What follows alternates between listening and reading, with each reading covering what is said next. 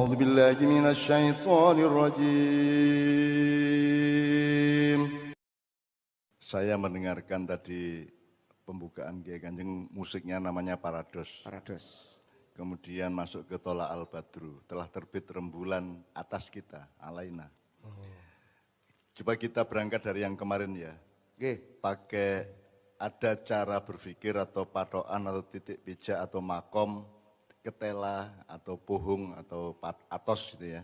Dengan cara pandang, tape, kelembutan dan kerohanian. Ya. Tapi kita ngomongnya jangan A dan B, tapi A menuju B. Jadi kita pakai dinamika dari ketela menuju tape gitu ya. Jadi kalau Anda melihat lagu tadi, Parados itu artinya, Parados itu di zaman Yunani kuno dulu ada namanya Akropolis, itu satu tempat pementasan. Terus nanti ada pintu dari sebelah kiri dan sebelah kanan. Ketika penonton mulai datang dari kiri maupun dari kanan itu kemudian sudah dibunyikan musik yang namanya Parados. Oh, gitu ya. pambuko jadi, semacam itu, Pak. Pambuko untuk menyambut transisi antara belum pentas menuju pentas. Jadi itu disambung, tidak moro-moro radikal ada pementasan. Gitu. Itu sama dengan kalau Anda ke masjid gede ya, di Kauman ya, itu dari sebelah selatan dari Jalan Kauman maupun dari dalam kampung Kauman kita berduyun-duyun masuk masjid. Nah ketika itulah terdengar Parados, ketika itu di dalam hati kita sudah harus ada pengantar-pengantar musikal dan keindahan dari diri kita nek arep mlebu masjid kuwi. Kenapa masjid di Jawa itu dikasih lorong seperti itu? Karena sebelum sholat dan waktu sholat itu ada transisi. Jadi kue kan, tadi kan kamu masuk urusan pasar, urusan bisnis, urusan dagang, payu, rapayu, mangkel, karo tonggo, sak piturute, kita transisikan melalui lorong Parados itu supaya Anda siap Tola Al-Badru, supaya Anda siap berhadapan dengan Allah dan Rasulullah kan begitu. Nah itu namanya Parados. Nah kan maka dari Parados tadi kan terus Kiai Kanjeng membunyikan Tola Al-Badru. Dan itu harus dari Parados dulu. Itu kayak mantenan kui, begitu manten wedok diiringi, manten lanang diiringi kan nganggo Tola Al-Badru sebelum didudukkan di kursi pengantin. Pelaminan. Nah itu semua kan satu bangunan. Nah sekarang teman-teman sekalian kita ini sedang berada di tahap transisi terakhir dari Ramadan menuju Idul Fitri. Ya, tinggal 2 hari lagi hari raya. Nah itu kita harus punya jiwa Parados, harus punya jiwa iftitah, jiwa transformasi. Supaya kita itu masuk Idul Fitri itu sudah dengan jiwa yang tepat.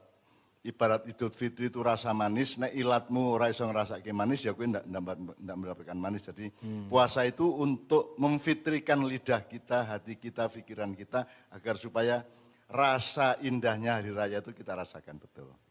Karena kalau Anda lihat-lihat hari raya Idul Fitri itu kan ghaib. Kok ghaib ya? Fitri piye karepe? Rumangsamu. Ayo kalau mau berdebat. Jadi kalau misalnya sekarang kita beridul fitri dengan cara saling maaf-maafkan, halal bihalal, ya toh, terus kita mudik untuk supaya bersatu kembali dengan keluarga. Itu level pertama, itu level kultural, itu level fununiyah, level bebrayan. Tapi dia belum level rohaniah. Coba kalau level rohaniah, sing jenenge fitri itu Idul Fitri kan kembali ke fitri. Kalau kita breakdown secara ilmu, secara ketela tadi, fitri itu adalah Anda kembali menjadi makhluk sebagaimana dulu Allah menciptakan. Kan mustahil gue. Gue kan wis terkontaminasi oleh pasar, oleh sekolah, oleh tetangga, oleh perumnas, oleh industri, oleh mall, oleh macam-macam. Jadi kita kan mustahil untuk bisa kembali sebagaimana dulu Allah menciptakan kita waktu bayi. Kita sudah gupak kebudayaan, gupak industri, gupak peradaban, gupak politik, gupak cebong, gupak. Kita belepotan cebong, belepotan kadrun, kita belepotan Gerindra, belepotan PDIP, belepotan P3, belepotan PDIP, belepotan NU dan PKB dan sudah kita itu sudah sangat mustahil untuk menjadi fitri kembali. Nah, tetapi kan tetap disebut Idul Fitri, itu semua bisa kita langsungkan kalau Allah mengampuni semua gupak-gupak tadi, semua belepotannya itu kalau Allah mengampuni kan selesai masalah kan.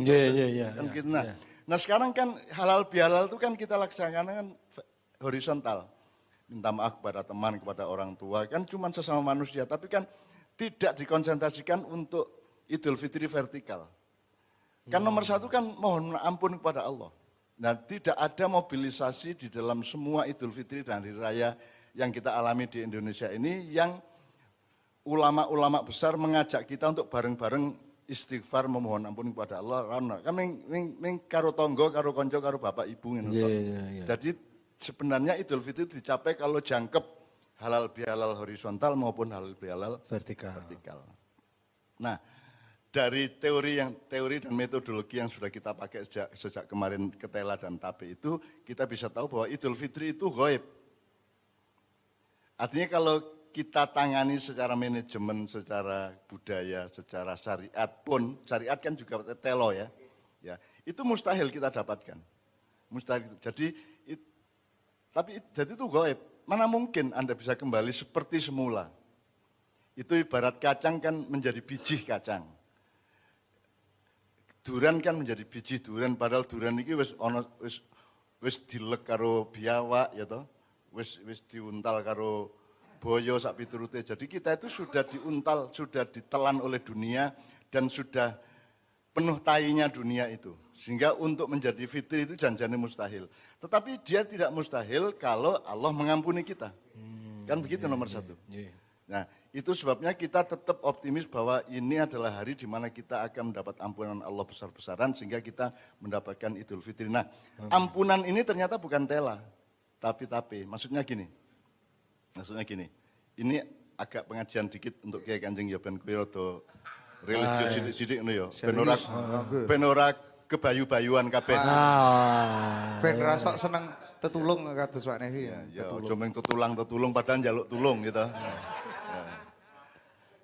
Jaluk tulung pun paringi kesarasan. Gitu. Tak wijili.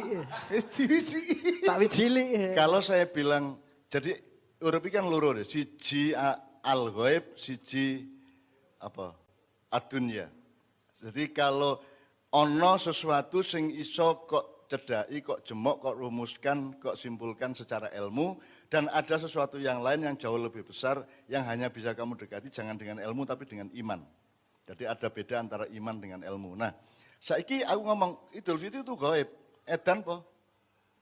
Dusone semene kae to kerengan rantai entek, membuli satu mentrolling satu sama lain di medsos to. Kita menghina orang, kita merendahkan martabat manusia, kita berbuat curang kepada kelompok lain. Sak piturute segala macam kedzaliman dan ketidakadilan kita lakukan selama setahun ini, terutama dalam berpolitik, dalam berkebudayaan dan seterusnya. Nah, bagaimana mungkin kita bisa menjadi fitri? Nah, sebenarnya sederhana, saya mengatakan fitri itu barang goib. Idul Fitri itu kan alam goib, itu bukan alam nyata. Supaya gampang kalian itu mencapai Idul Fitri, karena Allah mengatakan alladzina yu'minuna bil ghaibi wa yuqimunas shalat wa mimma razaqnahum yunfikun. Sederhana, jadi supaya kowe iki lolos di depan gerbang kegaiban itu Anda tidak perlu menjawab secara argumentasi, telo, dan ilmu pengetahuan. Kue percaya wae, penting kue percaya nang Gusti Allah, kue ikhlas nang Gusti Allah, terus kok tambahi kue tetap sholat, ya supaya tetap terdaftar online di komputer besarnya Allah. Terus kamu tetap tetulung, ngion sodako, yungfikuna, apa? Mimar lah, apa? Alladzina yunfiku Ayuki masal wa ayufikuna. Nah, semua rezeki yang kamu itu ya kok ciprat-ciprat nang kiwa tengen sing kowe iso lah, ora kita meng 10.000, 5.000 kan. Selalu kamu lakukan itu persyaratan-persyaratan sangat elementer dan mendasar untuk mendapat ridho Allah. Nah, teman-teman sekalian, kita akan mencapai Idul Fitri tapi jangan lupa, saiki aku takon meneh balik ke teori yang kemarin. Kowe begitu imsak wis kemu ya, berkumur untuk siap-siap mulai subuh kita puasa. Terus kue ngenteni esuk awan sore ngalu-alu kae ngelih ya piturute pengin ngerokok ra iso ya to. Ndelok batang rokok mangkel ya to. Ya to. Sak piturute terus datanglah maghrib. Aku takon, begitu datang maghrib njur kue takjil kue kesadaranmu kue barang bener apa barang apik apa barang indah? Indah. Begitu detik buka puasa datang kan indah. Indah, Begitu keindahan. juga puasa Ramadan sebulan terus datang Idul Fitri itu kan keindahan. Betul, betul. Nah, keindahan itu ternyata memang urusannya karo keghaiban. Jadi Anda memahami Idul Fitri tidak bisa dengan kepandaian pikiranmu, tetapi dengan keikhlasan hatimu dan kepasrahanmu yang total kepada Allah di dalam kepercayaan alladzina yu'minuna bil ghaib tadi. Karena Idul Fitri itu menurut saya itu termasuk ghaib. Wong enggak bisa kita apa rumangsamu nek kowe njaluk ngapura karo imam njur wis beres urusane. Ya tau kan ana bojone imam ya melu mangkel mergo kok nyek misalnya gitu ya. Ya ada Allah, ada malaikat, ada semuanya yang bertoleransi satu sama lain. Jadi kan tidak mungkin beres kalau secara ilmu.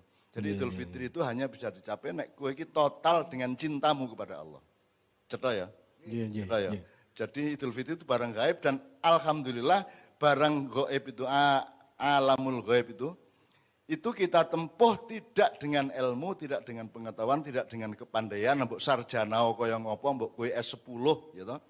Tetap itu bukan cara untuk menempuh keghaiban. Dan nek kebenaran itu bisa di breakdown secara ilmu. Kebaikan masih juga bisa, tapi kalau keindahan wis angel. Keindahan angel. Coba kalau Anda tidak melatih rasa keindahan, ilat keindahan. Misalnya tadi itu misalnya ada langgam. Tadi itu ada langgam, tapi Islami masuk dengan setengah kiroah Arab. Gitu, itu enggak?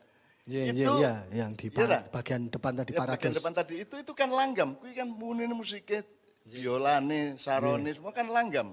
Semua ritmenya juga langgam, tapi Islami masuk dengan kiroah atau suluk gitu ya.